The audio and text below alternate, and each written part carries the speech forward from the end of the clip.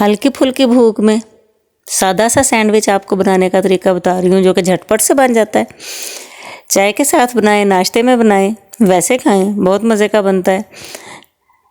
ये आलू और पालक का थोड़ा सालन है, जिसको मैंने अच्छे से मैश किया है और उसमें कुछ मसाले शामिल किए हैं, थोड़ी मायोनीज़ शामिल की है इसमें, ताकि इसका जायका बहुत अच्छा सा हो जाए। खाने में थोड़ी थोड़ी तब्दीली लाया करें, बच्चे शौक़ से खा लेते हैं। अंडा शामिल किया है, काली मिर्च और नमक डालेंगे, कुछ स्पाइसेस जो हैं वो सालन वाले जो मिक्सचर है उसमें चले गए हैं। ये बहुत मज़े का बनता है।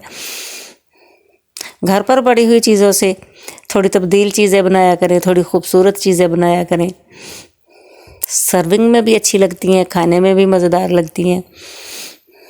खाने पर थोड़ी तवज्जो दिया करें। मैं पहले भी कहा करती हूँ, दिल से बनाएं, मज़े से खाएं। मेरी आज की वीडियो कैसी लगी ज़रूर बताइएगा। चैनल को सब्सक्राइब ज़रूर कर दें, बेल आइकन भी दबा दें, ताकि नई नई वीडियोज़ आप तक पहुँचती रहें। और ये सैंडविच बनाकर ट्राई भी ज़रूर कीजिएगा।